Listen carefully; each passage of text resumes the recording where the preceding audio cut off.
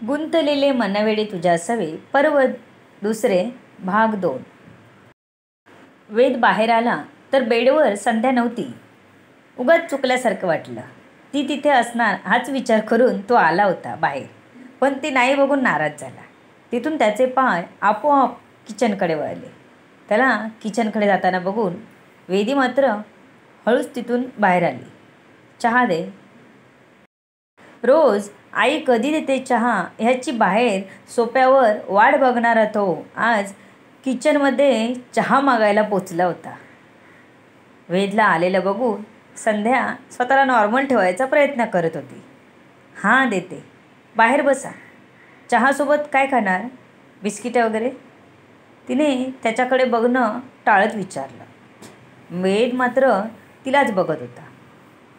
काही खात नाही, फक्त चहा दे, वेद बोलला. सकाळीच फक्त चहा प्यायचा नसतो, किंवा मग लेमन टी बनवून देऊ का? ग्रीन टी पी, असं म्हणत संध्या त्याच्याकडे बघू लागली. तू काय घेतलंस सकाळीच? वेदने संध्याला विचारलं. ग्रीन टी, संध्या म्हणाली. बरं, मला पण दे, वेद म्हणाला. संध्याने लगेच पर्समधून ग्रीन टीचं पाकिट आणलं आणि वेदसाठी तयार केली. वेदच्या हातात देत त्याची रिॲक्शन बघत उभी राहिली. वेदी या दोघांची गंमत दरवाजात उभी राहून बघत होती, पण दोघं आपल्याच विश्वात मग्न होते. कशी वाटली? वेदने संध्याच्या प्रश्नावर तिच्याकडे बघितलं. कशी वाटली? पोरगी थोडी ना आहे, ती आहे जशी आहे तशीच लागणार ना. पण सर्व मनात बोलला, उगाच बोलून दुखवायला नको. ठीक आहे, वेद म्हणाला. बरं, तुम्हाला नाश्ता आणते मी सर्वांना बाहेर. 5-10 मिनटं बाहेर बसा. संध्याला तो असा उभा राहून तिचं निरीक्षण करत होता. मग काहीतरी होत होतं आणि कशात लक्षच लागत नव्हतं, म्हणून ती त्याला बाहेर घालवत होती. का? मला कंटाळलीस? वेदने विचारलं आणि संध्याने मनाचंच डोक्यावर हात मारून घेतला. भगवंता, मलाच लवकर उचल. ह्या ढोम्याच्या सोबत बोलायचं म्हणजे ना, असं सगळं मनातच म्हणून संध्याने त्याच्याकडे पाहिलं. काय वेद, कुठेही डोकं चालतं तुझं. बरं, तू बस इथेच, माझं काही जात नाही, संध्या म्हणाली. आज रविवार आहे, लवकर जेवण कर, आपण बाहेर जाऊ फिरायला, वेद म्हणाला. आणि संध्याचं तोंड आश्चर्याने उघडच राहिलं. मला बाहेर नेतोय? वेद, बरं आहे ना? सूर्य नक्की कुठे उगवला आहे? अगं तोंड झाक, वेद बोलला. तशी संध्या भानावर आली. आता काय बोलावं कळत नव्हतं. त्याने तिला न विचारता डायरेक्ट सांगितलं होतं. जायचं तर होतं, पण त्याने तिला न विचारता ठरवलं म्हणून रागही आला होता. वेद तिला बघत हसत निघून गेला. दरवाजात वेदी उभी होती. तिला बघून थोडा चपपला, कारण तो किचनमध्ये येऊन 10 ते 15 मिनटं तरी झालीच होती. तो गेला तशी वेदी किचनमध्ये आली. काय गं, काय चाललंय? वेदी म्हणाली आणि वेद बाहेर नेणार म्हणून हवेत असणारी ती जमिनीवर आली.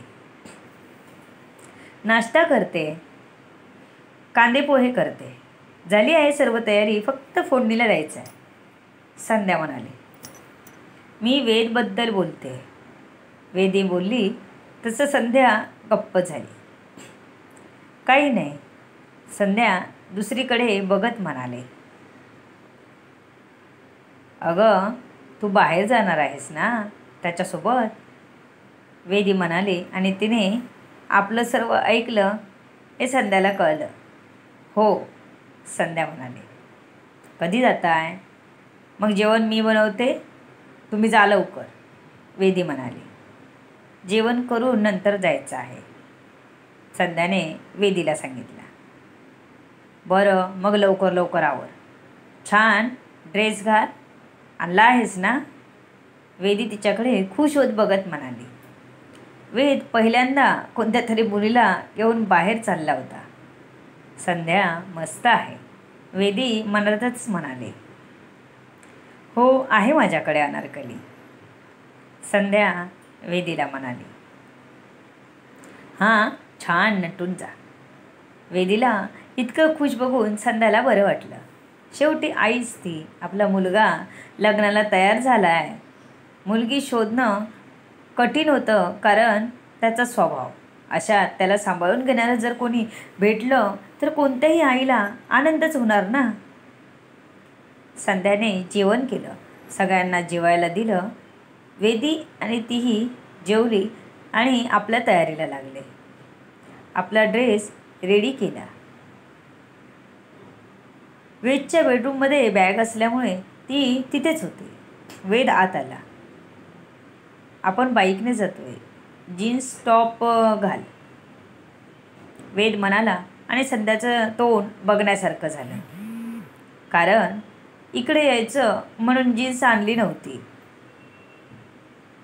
असं पहिल्यांदाच जातो आहोत आपण, तर जीन्स पॅन्ट घालून जावं हे बरं वाटत नव्हतं तिला.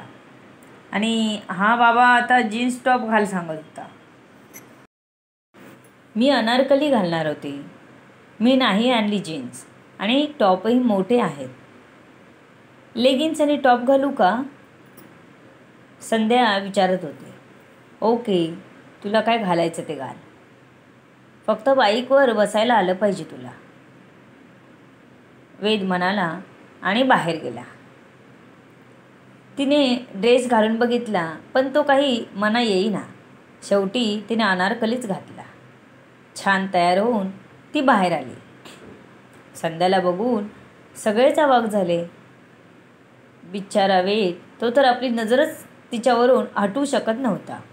मस्त तयार झालेली तिला आजच बघितलं त्याने.